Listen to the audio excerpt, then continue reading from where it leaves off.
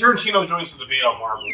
The solo writers want a sequel, and Chucky creator Don Mancini confirms that there are talks in the way for a Chucky crossover. All this and more coming up on the Weekly Slate.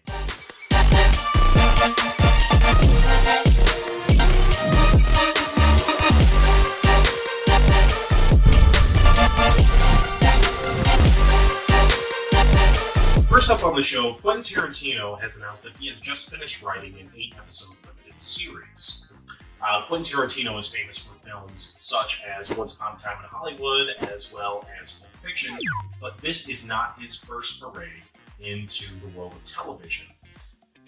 For Netflix, Tarantino reimagined his movie The Hateful Eight as a miniseries for Netflix, and back in 2005, he directed 2 episodes of CSI. Now, Tarantino has always stated that he will only make 10 films before retiring. But he has gone on the record to say that those 10 films will not be the end of his work, rather that he will continue to work on projects such as TV, plays, or books. This TV show will be the first taste into the future of Quentin Tarantino's career. Along with the announcement of the new series, Tarantino is currently facing backlash from Marvel fans as he made the statement that Marvel is killing the age of movie stars by saying that people are no longer going to see the stars of the films, rather the characters that they portray. Now, amidst this controversy, an old clip of Anthony Mackie is making the rounds, in which he states almost the exact same thing, where he has said that people no longer go to see the new Stallone film or the new Schwarzenegger film, rather they go see the new X-Men or Captain America film. This is not the first big name to critique Marvel in Hollywood as killing the scene as we know it. How do you feel about the MCU and other movie universes like it? Do you feel that it benefits, or rather that it downplays the big names of Hollywood? Leave it down in the comments. Following the release of Wakanda Forever, MCU viewers have once again seen Valentina Allegra de Fontaine, played by one Julia Louis-Dreyfus, appear in the MCU. Her character has appeared in The Falcon and Winter Soldier, as well as Black Widow, and most recently, the Black Panther sequel. MCU viewers should be expecting to see more of her in the future, as MCU producer Nate Moore has confirmed that she will be the successor to Nick Fury. In his statement, he said she has a rich publication history, and to some degree, figuring out who can fit these shoes, which in our minds is in a way taking the reins from Nick Fury, was tough. Fans will have to wait to see how her plans unfold when the Thunderbolts releases in 2024. In Star Wars news, Solo co-writer Jon Kasdan recently spoke to comicbook.com, in which he expressed that he is anxiously awaiting a call from Lucasfilm to make a sequel to the Solo movie. Now, his main point for this was the fact that he feels that the characters that were portrayed in the film were absolutely fantastic, as well as the fact that it would be a waste to simply throw away Alden Ehrenreich's portrayal of the character, saying the movie was his journey to owning that mantle. And by the end of it, I thought he really did.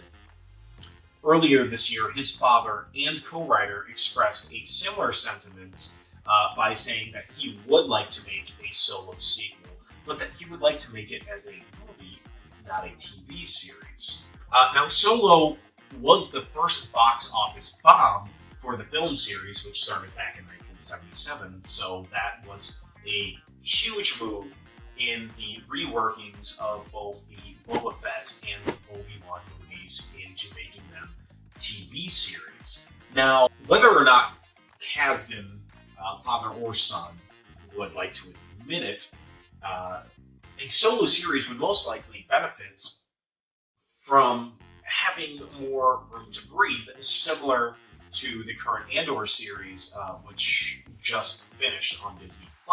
This would give his misadventures more room to breathe and maybe give the characters more time to attach to the viewers. But what do you think? Would you like to see a sequel to the Solo film? And if so, would you like to see it in the form of a film or a TV series? Let us know down in the comments. In video game news, Sony this week banned a bunch of games from the PlayStation Store. Now, this isn't a crackdown such as removing video games that fans all know and love, rather a purge on shovelware games. Now, they had noticed a large influx in games that were released quickly to make an even quicker buck. And so their current strategy is to crack down on games that they find to be repetitive or spam, as well as taking assets from more popular games to recreate that experience, or poorly to do so, in order to ensure that PlayStation players have the best experience possible. Now, they went on to say that this will not only extend to new publishers, but as well as any publishers, despite their record. So it looks like sports games and shooters currently have a tough field to combat. Even though the Christmas season has begun, in this household, spooky season never ceases. Chucky series creator Don Mancini recently opened up about the fact that he has been in talks to create a crossover with the Killer Doll. Now, he has always dreamed of doing a Chucky and Freddy crossover, but has revealed that these talks have extended beyond that and into the complete library that Universal owns. Now, longtime fans of horror, as well as maybe even short-time fans of horror, know that the crossover is an iconic piece of horror movie history, and that it has created such classics that started with Frankenstein meets the Wolfman and has moved forward into the future to create such classics as Freddy vs. Jason. Now, the Chucky series continues to slash its way into the hearts of fans, so let us know down in the comments what you thought of the newest season, as well as who you feel Chucky should face off against in the future. Thank you all for watching, and remember to like and subscribe to stay up to date with all CultureSlate content, as well as you can join our Discord to discuss topics such as Marvel, Star Wars, and all things pop culture. Thank you for watching, and be sure to tune in every week to stay cultured